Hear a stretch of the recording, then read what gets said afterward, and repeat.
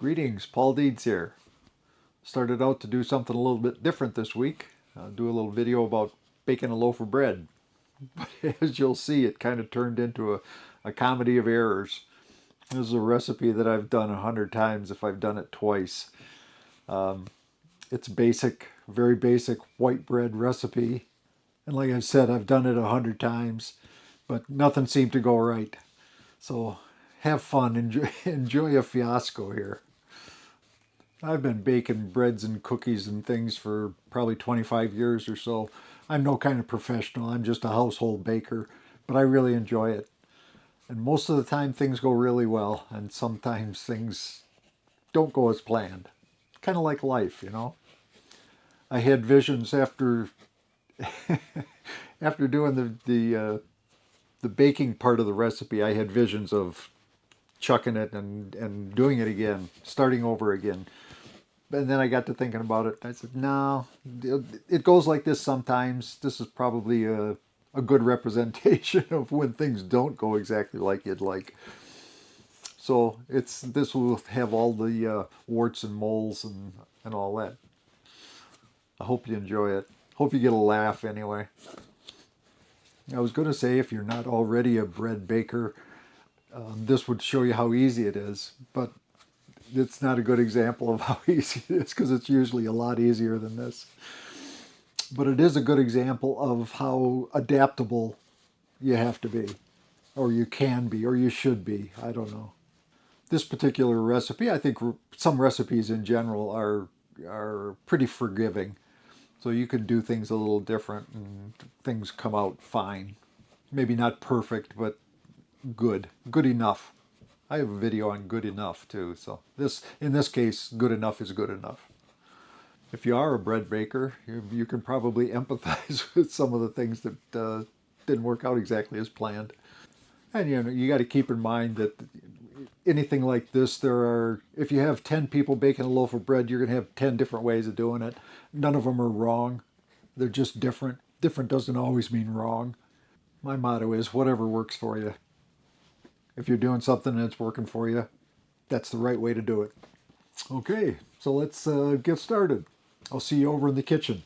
Well, just one more thing before we go. I'm going to post up the recipe on screen here, and then I'll put a copy of it down in the comments also, if you want to give it a try your own self. Here we go. Start with a third of a cup of warm water, 1 teaspoon of sugar, 2.5 teaspoons of yeast, and then we'll have 1 cup of milk, 3 tablespoons of honey, 3 tablespoons of butter, and then we'll have 500 grams of flour. That's about 4 cups, a little less than 4 cups, and 2 teaspoons of salt. That's it. That's all there is to it. You'll see what to do with it in the kitchen. See you there. Okay, well, the first thing I should probably mention is that I don't usually have everything set out when I get started to make a loaf of bread. I'm usually running back and forth to the cupboard and the fridge and whatnot, getting the ingredients I need. But hopefully I have everything here and we can get started. First thing I usually do is get the milk heating on the stove so it can melt the butter and mix in the honey. So let's do that. Cup of milk, 3 tablespoons of butter, cut into pieces so it melts faster, and 3 tablespoons of honey. 3. And we'll set that on low heat to warm up. And while that's warming up, we'll proof the yeast. And some people proof yeast and some people don't. I never did before, but I started doing it and I kind of like the way it works, so I do it. Some people just add it to the flour and go from there. 1/3 of a cup of warm water. Not too warm. If it's too hot, it'll kill the yeast, and we don't want to do that.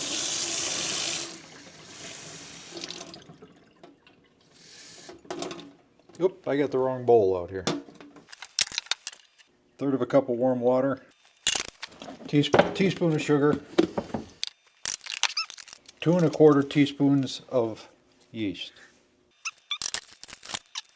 I keep my yeast in the freezer. A lot of people say don't do that. I've always kept it in the freezer and it's always been fine. And we'll dissolve the sugar and the yeast in the water.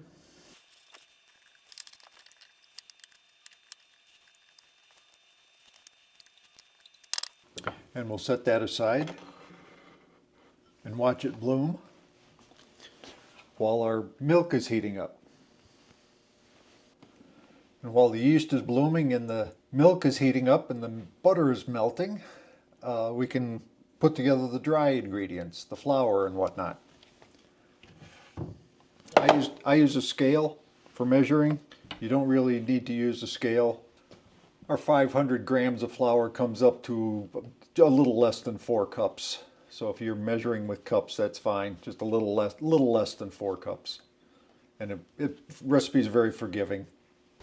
It's 500 grams if you're weighing, or like I said, a little less than 4 cups if you're scooping. And to that, we're going to add 2 teaspoons of salt. And we'll give that a little whisk. And now we just wait for the yeast to bloom and the butter to melt. Okay, I don't know if you'll be able to see this or not. But you can see that the yeast is bloomed. Gets a foamy, thick foamy top on it. That's ready to go. And well, you probably won't be able to see this, but the butter is melted. And the key here is not to get this too hot either. Don't let the milk get too hot. Same as the water with the yeast. It'll kill the yeast if it's too hot. Put your finger in there, and if it's too hot for you to put your finger in there, let it cool for a bit first. You'll notice I don't wear gloves. Sorry if that bothers you. Sorry. Okay, and then the milk, butter, and honey is all together and warm. So that goes into the flour mixture. And then the yeast mixture goes in with that. And you'll see when it pours off here what it looks like. Very foamy. I use an active dry yeast. You can use instant yeast. And we just mix it up. Make sure all the dry ingredients are mixed in well, so there's no dry flour in the bottom of the deal here. Here's an indispensable tool right here, bowl scraper. For the $3.95 or whatever it costs, it's well worth it. Make sure it's mixed up well. You can see this. It's a pretty wet ball right now. But what we're going to do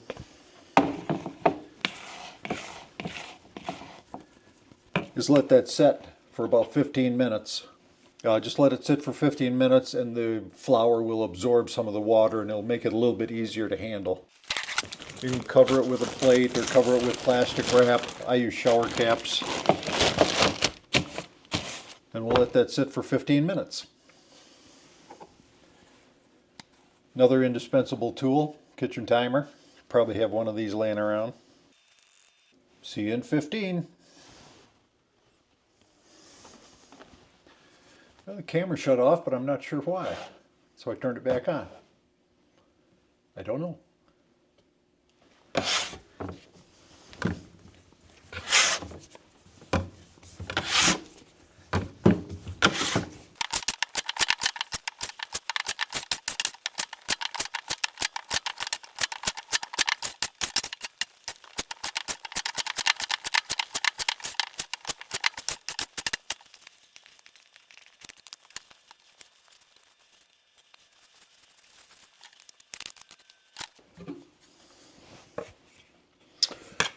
Okay, it's really a little wetter than I expected today. I'm not sure exactly what the deal is, if the humidity is different or the temperature is different or what.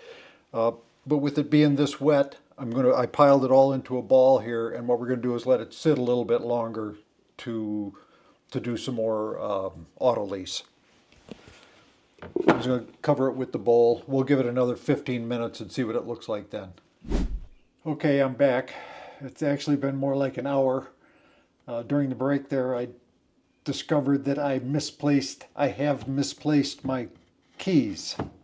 House keys, motorcycle key, all that stuff. So I've been scrambling around looking for it and I can't find it anywhere. So the rest of this video will be in my little distraught mode. You know what it's like losing keys or losing a wallet or something like that. I suppose it'll turn up, but heaven only knows where. So anyway, it's been about an hour that this has been resting. So we'll see. It won't hurt anything. Just not what I usually do. So anyway, we're going to continue kneading. You could see that it puffed up a little bit in that hour. So.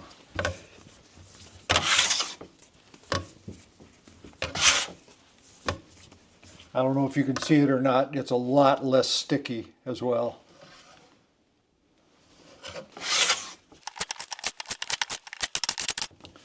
In the cosmic scheme of things, if your mind works that way, maybe losing my keys was what I needed to do to give this more time to rest. So we'll look at it that way. It's going to be just fine. And eventually my keys will turn up. Please.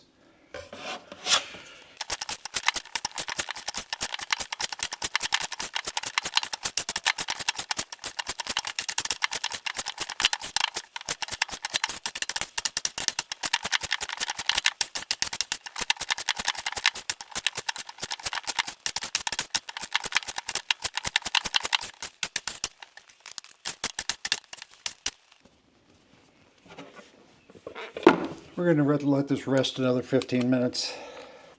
I'm not sure why it's not coming together a little bit better today. Probably because I have the camera on. Okay, we'll give this another try.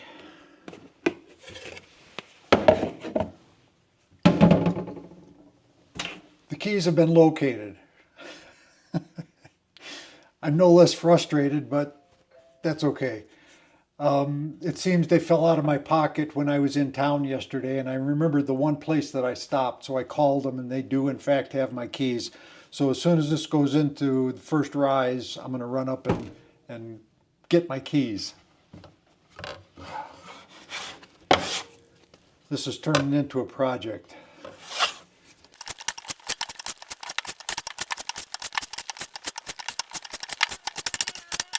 Okay, it usually comes together better than this. I'm not entirely sure what the problem is.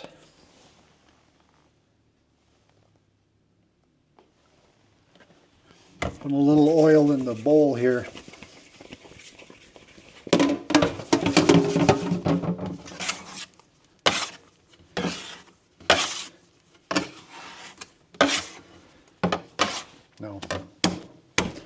No, I'm not going to do that.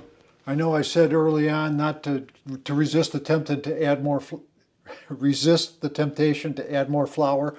I'm adding more flour. This is too sticky.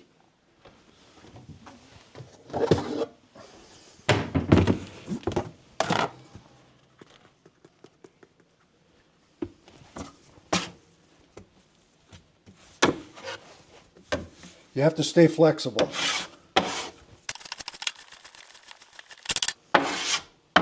This has not been my best morning of the week.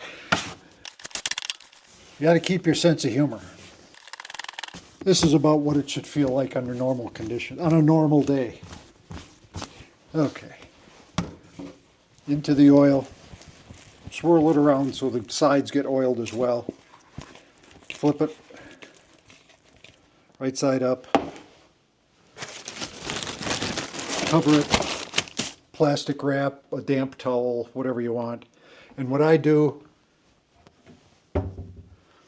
is turn the If your oven has a light in it, turn the light on, and that's where I do all of my bread rising, is in the oven with the light on. That usually produces a temperature between 80 and 85. Normally the first rise is about an hour, so that's what we're going to give it. Okay, so the bread is bread, whatever, however it's going to come out, is in the oven for the first rise. I'm going to go get my keys, and then we'll come back and roll it into a loaf, put it in the pan, and it'll go into the oven again for its second rise. So I'll be back shortly. What a mess. Okay, we're back. Got my keys. All's right with the world. Okay, timer just went off for the hour first rise. So what we're going to do now is grease the pan.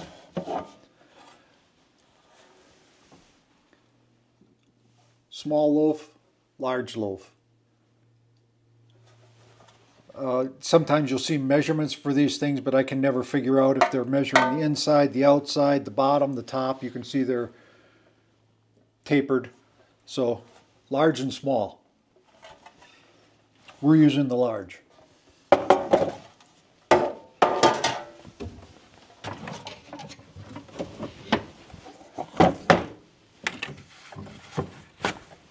I'm sure it would be absolutely fine to use a spray non-stick Pam or whatever you use. I tend to use the solid shortening.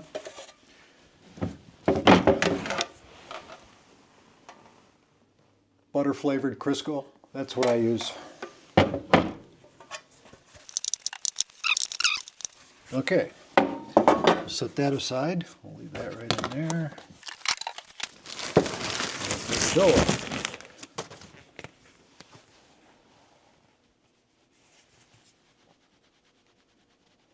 It's about doubled in size.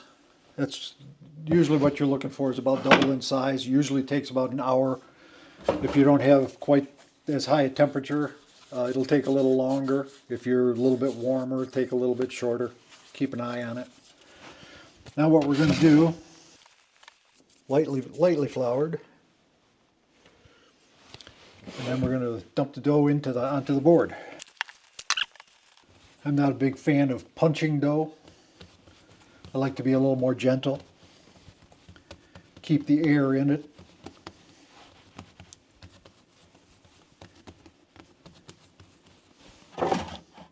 Stretch it out to roughly a rectangle, about the width of your bread pan. And we'll roll her up. Roll it as tight as you can. You can see nice air bubbles in here. That's a good sign. Tuck the ends a little bit. So far so good. The seam is on the bottom, of course. And then we're going to plop that in there, seam side down. Like so.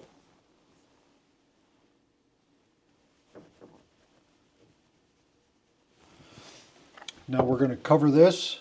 Again, I'm going to be using the shower cap. This particular pan is very slippery on the outside, so I put a rubber band on it to keep the shower cap from sliding down. If you use plastic, just put it on there loosely so the bread has room to rise.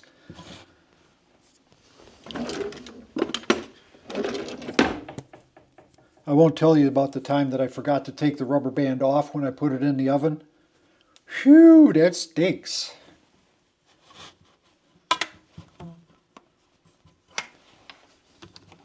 Even the rubber band wants to slide down.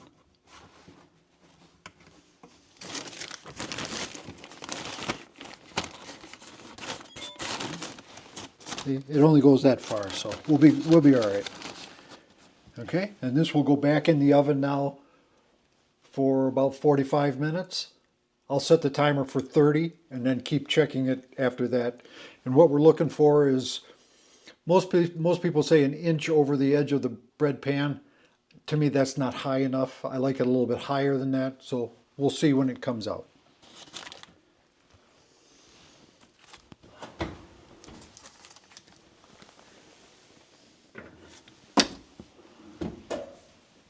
Okay, now it's wait again. 30 minutes. See ya. Okay, well, the timer went off at 30 minutes and I checked it and it still needed more time, so I added 15 more. So now we're going to check it again and see where we go from here.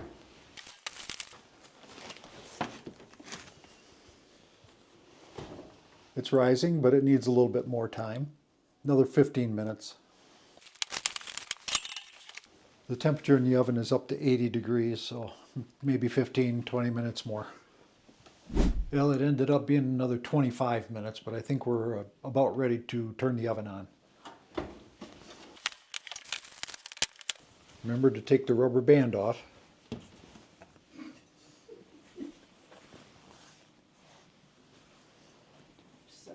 There's the how much it's risen.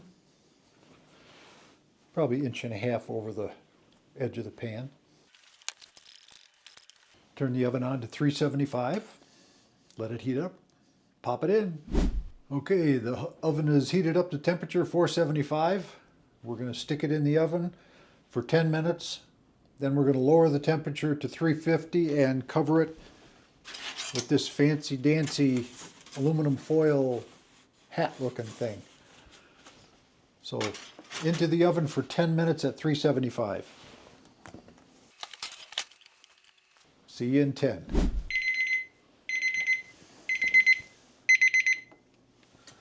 Okay, that's 10 minutes. So we're lowering the temperature to 350. And we're going to cover the bread with this hat so it doesn't over brown. Looking good.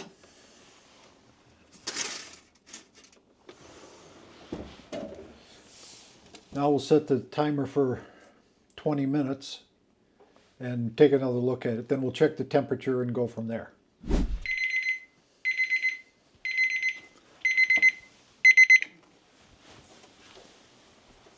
Okay, 20 minutes is up. We're going to take the aluminum foil cover off and check the temperature. Handy dandy little instant read thermometer. It's not really instant read in my book, but works pretty well. And we're looking for a temperature between 90 and 100.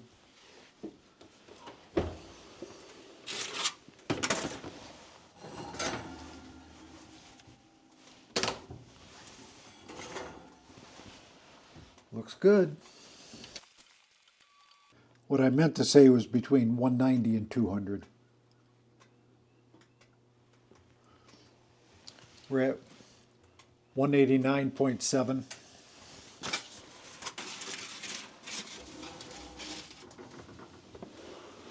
We're going to give it 5 more minutes. Okay, let's see what we have.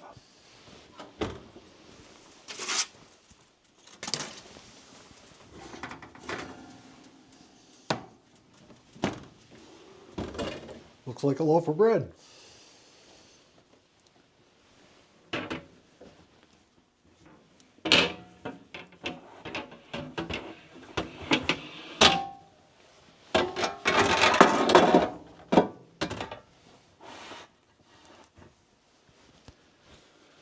I often have a problem with dimpling on the top when the bread cools down. One of the techniques they say to avoid that is to cool the loaf on its side so the moisture from inside goes out the side rather than out the top. It helps a little bit, but it still wrinkles on the top, which used to bother me a lot. Not so much anymore, because once you slice it, you can't tell anyway. So, and it's strictly aesthetic. Doesn't affect the taste at all. So now we'll let it cool, and you have to wait for it to be completely cool before you slice it. So when you slice it, that's the bottom line. That's the story. See you then. That'll be later this evening. So here we are with the finished loaf. As you can see, it's a little wrinkly on the top here, but Looks like bread. Let's slice it up here and see what it looks like on the inside. If you can see that or not, the serrated edge bread knife offset. First thing I do is cut off the muffin tops. This is really soft bread this time. That's because the dough was so wet. We'll make a softer, airier crumb.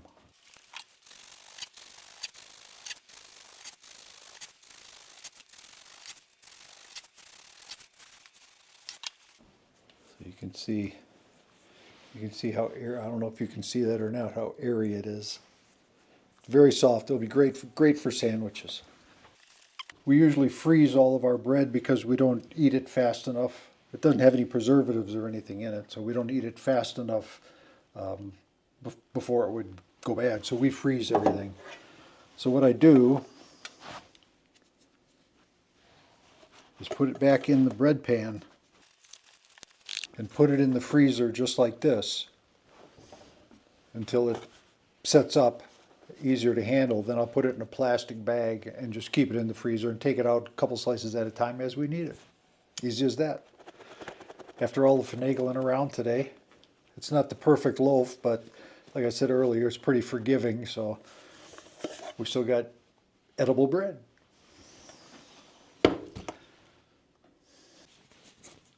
So there you have it. Even with all the missteps and when things don't go exactly as planned, you can still end up with a decent loaf of bread. Like I said, the recipe is pretty adaptable and pretty forgiving. When things do go well, this is a good recipe to make some adjustments to make different kinds of bread. I use this recipe to make onion bread as well. You add some dried onion flakes and then increase the water a little bit and you have onion bread, which is one of our favorites. It's got great flavor. Another thing you can do is shape the dough into balls and put it in a baking dish and make dinner rolls. So there are other things you can do too, but getting the basic recipe down is the main thing. It's a lot easier than I made it look in this video, believe me. Believe me. But maybe I should have started from scratch and redone it, but I didn't, so maybe I'll do another one and hopefully things will go as planned. Or maybe I'll do a different kind of bread. We could do that. You know, like I said earlier, I've made this recipe 100 times and 99 of them came out just fine. And naturally, as soon as I turned the camera on, things went awry. That's the way life goes sometimes. So roll with it. And like I said, I've still ended up with a decent loaf of bread. So it's all good. And if you think this one was funny, you ought to see me bake sourdough. I do that too. I've had loaves turn out so bad that they were inedible.